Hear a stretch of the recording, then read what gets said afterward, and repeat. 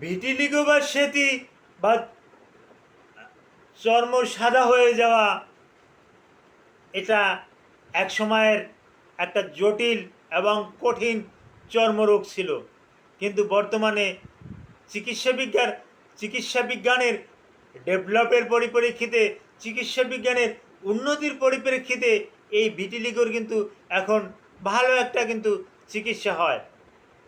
একজন ভালো মানের ডার্মাটোলজিস্ট এর চিকিৎসা দিয়ে থাকে, আর চিকিৎসা নিলে এটা অনেকটা নিয়ন্ত্রণে রাখা যায়। যেমন নিয়ন্ত্রণে রাখা যায়, তাহলে কি এটা পুরোপুরি ভালো হয় না? না, কিছু কিছু রোগ আছে পুরোপুরি ভালো হয় না। তার ভিতরে চর্মরোগের ভিতরে আরও কিছু চর্মরোগ আছে, যেমন সোরিয়াসিস আছে। সোরিয়াসিসও কিন্তু সম্পূর্ণরূপে ভালো হয় না। হ্যাঁ, অনুরূপ এই ভিটিলিগোও কিন্তু নিয়ন্ত্রণে রাখা যায়। তবে প্রাথমিক পর্যায়ে যদি আপনি ডার্মাটোলজিস্টের কাছে আসেন, ডার্মাটোলজিস্ট যদি প্রাথমিক পর্যায়ে আপনাকে ট্রিটমেন্ট করতে পারে, তাহলে আপনি 75%ই ভালো হয়ে যাবেন। এই ব্যাপারে কিছু আলোচনা করব, আলোচনাটা মনোযোগ সহকারে শুনুন। আসসালামু আলাইকুম রহমতুল্লাহি ওয়া বারাকাতুহু। আমি ডাক্তার মীর শহীদুল ইসলাম। আমার চেম্বার শুভেচ্ছা 255, ঐতিহ্যবাহী শেখ গার্ড ছিলেন।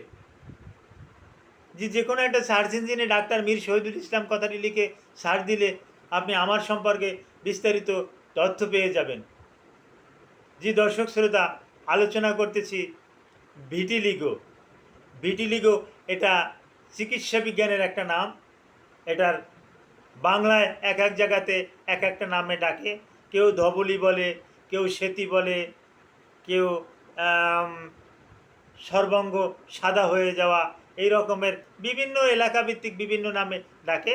তবে সেতি নামটা খুব একটা পরিচিত, ভিটিলিগোটাও খুব একটা পরিচিত এই নামে এখন চীনে। এটা কিন্তু সম্পূর্ণরূপে একটা auto immune disease. Auto immune disease বলতে শরীরের নিজের রোগ প্রতিরোধ ক্ষমতা, হ্যাঁ, এ যখন নিজের সেলগুলোকে চেনে না, এক সেল যখন আর এক সেলের সাথে ঝগড়াঝাটিতে লিপ্ত থাকে, তখনই কিন্তু এই সমস্যাগুলো হয়। আর তখন কিন্তু ত্বকের একটা গুরুত্বপূর্ণ একটা উপাদান আছে মেলানোসিন। এই মেলানোসিনটা কিন্তু ত্বক একেবারে হারিয়ে ফেলে। আর মেলানোসিনটার কাজ হলো ত্বকের রঙটাকে স্বাভাবিক রাখা, স্কিনের রঙটাকে স্বাভাবিক ধরে রাখা। স্কিনের রঙ এখন যেভাবে আছে ঠিক এভাবেই থাকবে, এটা মেলানোসিনের কাজ। কিন্তু মেলানোসিনটা যদি হারিয়ে যায়, তখন কিন্তু ও আর রং শনাক্ত করতে পারে না, যার পরিপ্রেক্ষিতে ওই সাদা জায়গাটা কিন্তু সাদাই থেকে যায়, কালো জায়গাটা কালোই থেকে যায়। এটা মেলানোসিনের কিন্তু একটা অভাব, মেলানোসিনের অভাবে এরকমের কিন্তু হয়ে যায়। তো এর লক্ষণগুলো কি?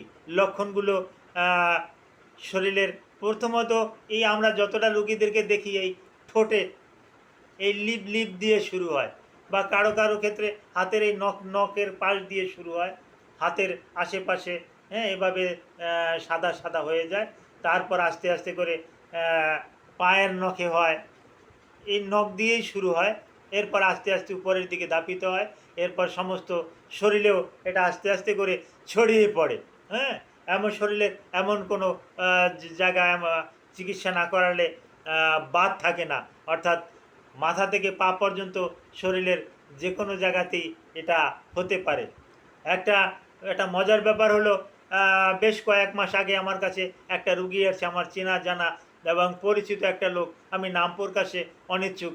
সে সিলেটের সুনামধন্য একজন ব্যক্তি, তাকে সবাই চেনে, আমি নাম বলছি না। তো এসে বলতে আছে, স্যার আপনি তো আমাকে চিনেন জানেন, আপনি, জি আমি আপনাকে তো চিনি জানি, হ্যাঁ, আপনার সাথে তো আমার দীর্ঘদিনের একটা সম্পর্ক। তো আপনি আমার এটা চিকিৎসা আমি ঢাকাতে করাইছি, আমি লন্ডনে ট্রিটমেন্ট করাইছি, আমি সিঙ্গাপুরে ট্রিটমেন্ট করাইছি, কিন্তু ভালো আর হচ্ছে না। ডাক্তাররা বলছে, বড় মাপের ডাক্তাররা বলছে যে আপনার ইমিউনি সিস্টেমটা এত দুর্বল, আর আপনার মেলানোসিনটা ত্বকের পুরোপুরি হারিয়ে গেছে, যার পরিপ্রেক্ষিতে আপনার সমস্ত অঙ্গটাই ধবলি হয়ে গেছে, সাদা হয়ে গেছে। তো স্যার আপনার কাছে আসছি এই কারণে, আমার মাঝে মাঝে যদি একটু জায়গা কালো আছে, অনুরোধ, হ্যাঁ, এই জায়গাগুলোটাও একটু সাদা বানিয়ে দেন। তাহলে আমি লন্ডনে হয়ে যাব। তো আমি হাঁস দিয়ে বললাম যে না, এই রকমের কোনো সিস্টেম নাই, ওটাও আস্তে আস্তে করে হয়ে যাবে। যখন মাউন্ট এলিজাবেথের ডক্টররা বলছে যে না, আপনার মেলানোসিনটা একেবারেই হারিয়ে গেছে, আরও কিছু পরীক্ষা নিরীক্ষায় দেখা গেছে যে না, আপনার অটোইমিউন সিস্টেমটা বেশি একটা ভালো না, নিজের রোগ প্রতিরোধ ক্ষমতা বেশি একটা ভালো না, যার পরিপ্রেক্ষিতে এটা হয়েছে, তো ওটাও হয়ে যাবে, তো এর আর কোনো আর চিকিৎসার আর দরকার নাই। তবে হ্যাঁ, এখন গুরুত্বপূর্ণ কথা হলো ভিটিলিগোর কিন্তু চিকিৎসা আছে। বিশেষ করে কিছু কিছু ড্রাগ আছে, বিশেষ করে স্টেরয়েড জাতীয় কিছু ক্রিম আছে, অয়েনমেন্ট আছে, আমি নাম বলছি, যেমন ভিটামিথাসন, তারপর আসে কোলোবিটাসল প্রোপিনয়েড, ভিটামিথাসন, হাইড্রোকোর্টিসন, তারপর আসে ট্যাক্রোলিমাস।